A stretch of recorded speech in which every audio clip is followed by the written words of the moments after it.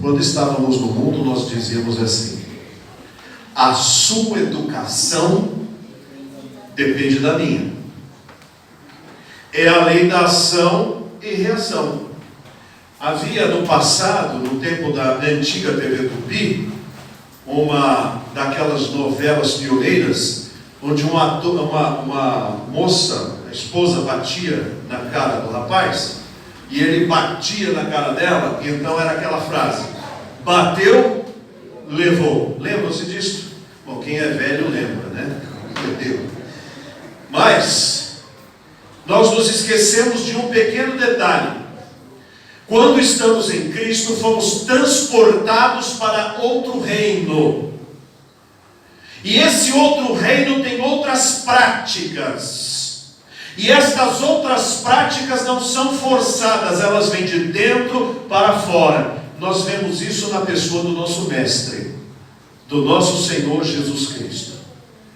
Vamos para o texto que nós lemos na meditação, na leitura responsiva, Lucas capítulo de número 22, de 19 até 23, que fala a respeito da ceia do Senhor. E quero aqui fazer uma menção especial: não existe Santa Ceia.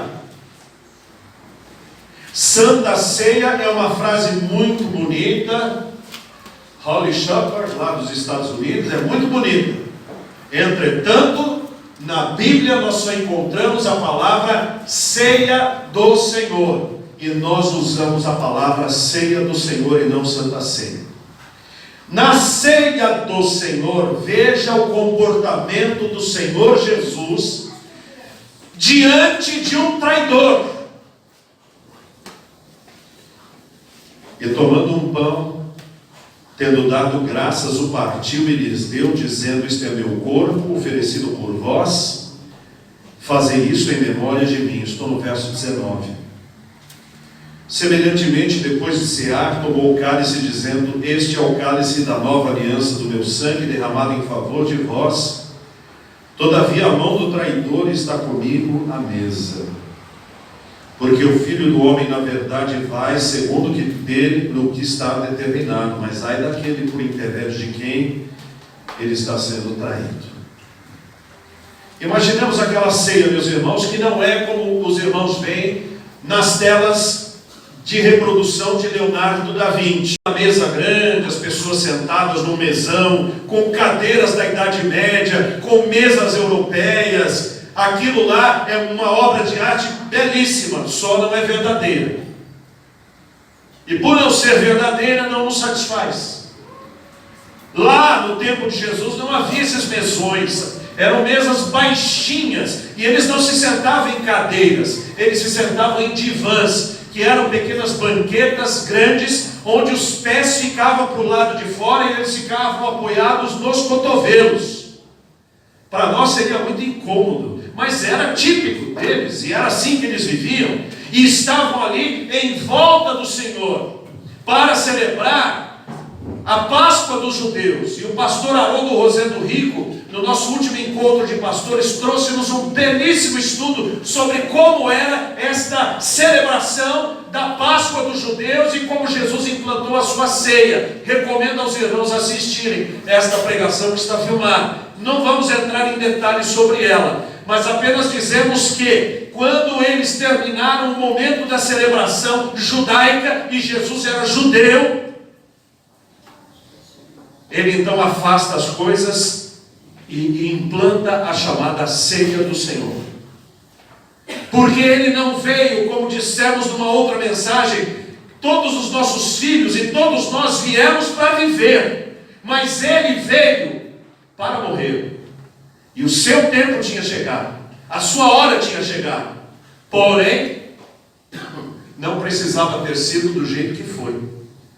As profecias diziam que iria ser do jeito que foi, de fato, mas poderia ter acontecido de uma forma muito diferente. Os judeus precisavam de um cordeiro que substituísse todos os demais cordeiros. Suponhamos suponhamos que não fosse do jeito que foi, mas eles aceitassem o Messias que veio para eles, recebessem-no, eles então humildemente iriam conduzi-lo à cruz, para que ele ali oferecesse a sua vida em contrição, e todos ali sentindo aquele momento de sacrifício. Seria muito diferente, mas não foi. Foi por rebeldia, foi por falta de confiança de que aquele era o Messias de Israel. E na mesa do Senhor estavam os seus apóstolos, aqueles que andaram com Jesus durante 3 anos, vendo os seus milagres, participando de sua doutrina e de seus ensinos. Mas estava ali também o traidor. Aliás, tinha 2 traidores na mesa. Um traidor que não se arrependeu, e o outro, o traidor que se arrependeu. Um traiu antes, o outro traiu depois. O que traiu antes foi Judas Iscariotes, que vendeu o Senhor por 30 moedas de prata. O outro foi Pedro, que renegou o Senhor quando estava confrontado com as pessoas que estavam insultando e prendendo o Senhor. Ele teve medo, porém diz a Bíblia que ele chorou amargamente, arrependido, e Deus o acolheu de volta. Mas diante de um Judas que está na minha frente, eu sei que ele é Judas. Se eu fosse do reino das trevas, o que é que eu iria fazer? Nós sabemos o que as pessoas fazem. As pessoas violentamente fazem a sua vingança pessoal. As pessoas vão dizer: ah, foi você que me traiu. Nós sabemos o que o tráfico de drogas faz com aqueles que traem. Nós sabemos o que os mafiosos fazem com aqueles que traem. Nós sabemos o que os políticos fazem com aqueles que traem. Nós sabemos o que nós fazemos com quem já nos traiu. O Senhor Jesus simplesmente o acolhe à mesa, lhe dá do pão, permite que ele participe da ceia, porque um Judas não poderia mudar a essência de Jesus. O que ele era não dependia do que Judas fosse. Jesus sempre foi, sempre é e sempre será o Filho do Deus vivo, repleto, completo, pleno de todas as virtudes que poderiam existir num ser humano, pois ele, perfeito homem que é. Mas será que nós agiríamos como o Senhor Jesus se soubéssemos que na nossa frente está um traidor? Suponhamos que na nossa família soubéssemos que a nossa esposa, o nosso marido, os nossos filhos nos traíram. Nós agiríamos do jeito que o Senhor agiu? Suponhamos que na nossa empresa sabemos que alguém nos traiu ali no trabalho, roubando alguma coisa, ou falando da nossa vida o que não era verdade. Será que nós trataríamos daquela maneira? Meus irmãos, humanamente falando, dificilmente nós deixaríamos de revidar. Porém, a palavra de Deus diz que quem está em Cristo é nova criatura, tem uma nova natureza e uma nova maneira de agir. Há muito tempo atrás, João, o apóstolo, teve um discípulo na sua idade avançada. O nome desse discípulo era Policarpo. E Policarpo foi um bispo, Policarpo foi um pregador, Policarpo foi um dos que deu continuidade ao Evangelho. E ele estava com mais de 80 anos, e a sua prisão foi decretada. E então seus amigos o levaram para casas onde ele pudesse fugir. Ele não queria, mas em determinado lugar encontraram-no. Os guardas vieram prendê-lo. E sabe o que ele fez com todos aqueles guardas que vieram prendê-lo? Ele disse assim: meus amigos, eu irei com vocês, mas vocês estão cansados. A viagem deve ter sido muito custosa. Então eu convido vocês para que possam comer comigo, possam fazer uma boa refeição. Enquanto vocês fazem a refeição, eu vou orar e depois eu irei com vocês.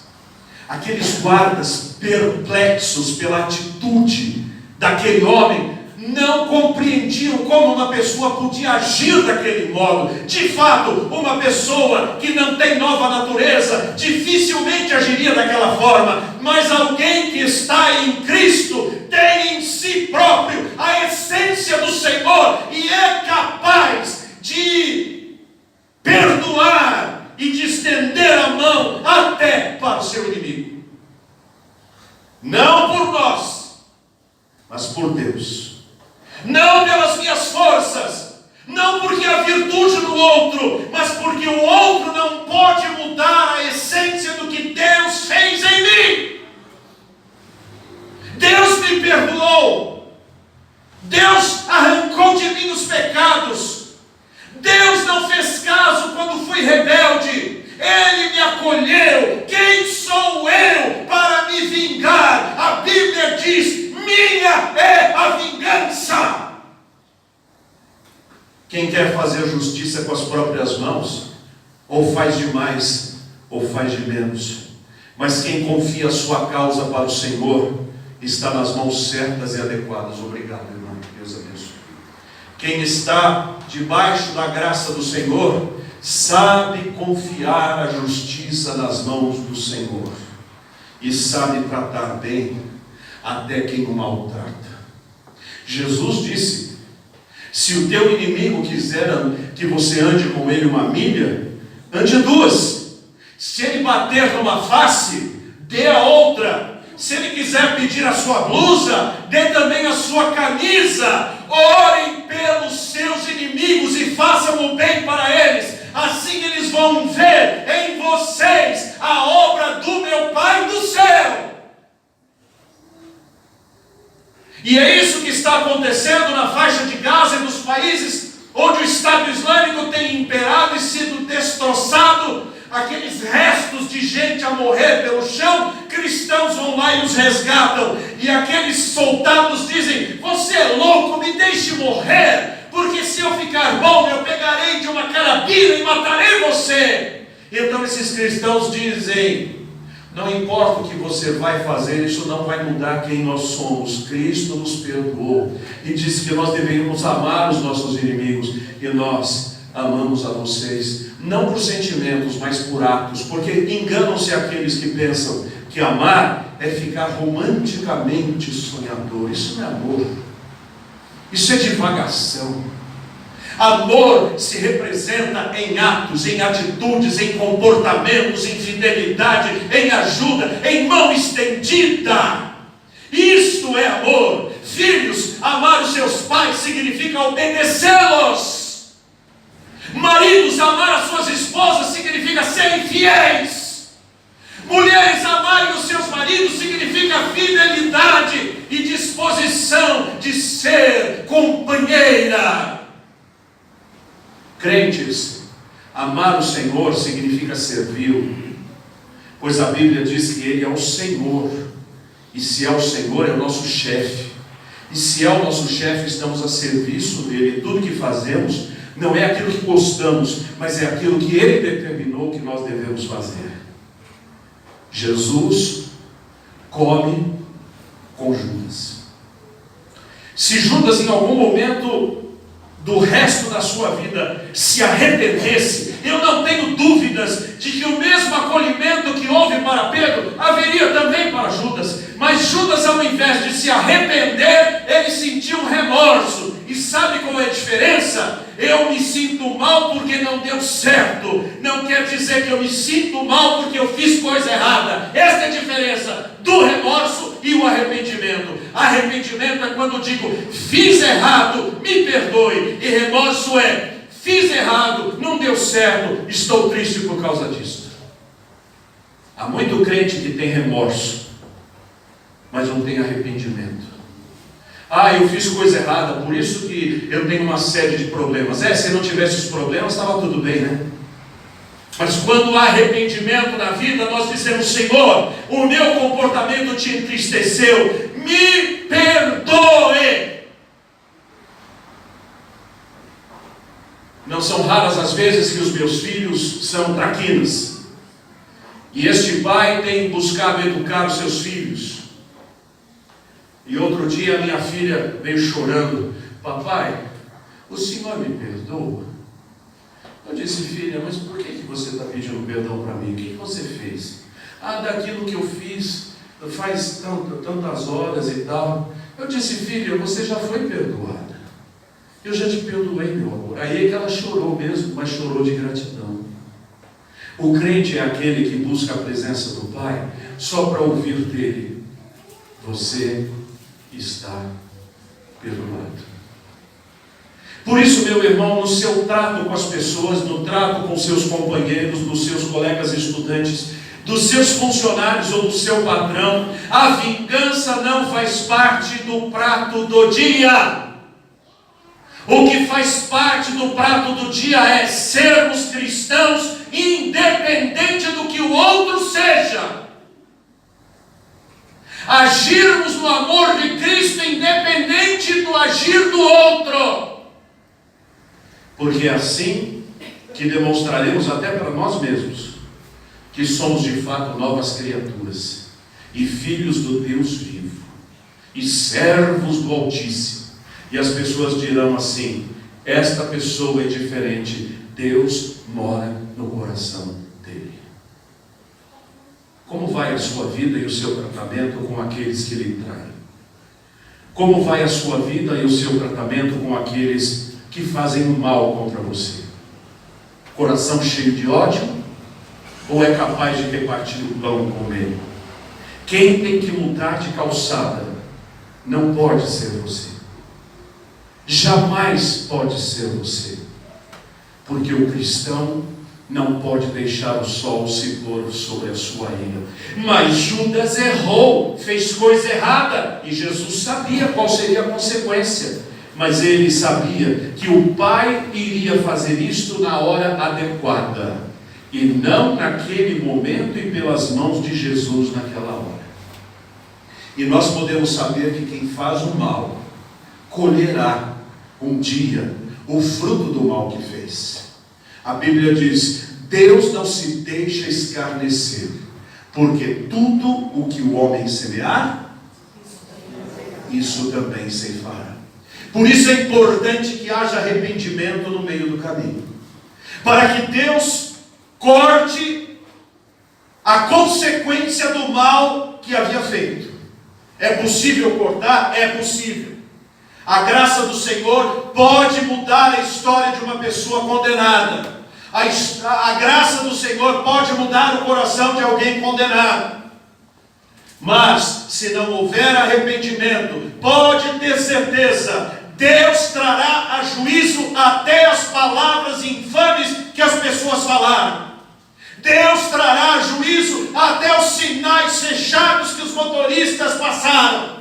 Deus trará juízo até aquelas acusações ruins que você fez para alguém. Deus trará juízo cada palavrão que foi dito. Deus trará juízo cada mágoa que ficou no coração. Por isso é que diz a palavra de Deus: se confessarmos os nossos pecados, Ele é fiel e justo para nos perdoar os pecados e nos purificar de toda injustiça. E ainda diz no capítulo 2 da primeira carta de João, diz assim: filhinhos, eu vos escrevo estas coisas para que não pequeis, mas se pecarmos, temos um advogado perante o Pai, Jesus Cristo, o justo. É hora de consertarmos a nossa vida. Se Jesus foi capaz de cear com Judas, ele não é o nosso mestre, nós também seremos capazes de enfrentar até a convivência com alguém que não nos queira bem, com alguém que não nos respeite à altura do que precisamos, com alguém que não nos considere da maneira com que deveríamos ser considerados. E isso vai fazer de nós cristãos na prática, não apenas cristãos na teoria. Que Deus nos abençoe. Amém.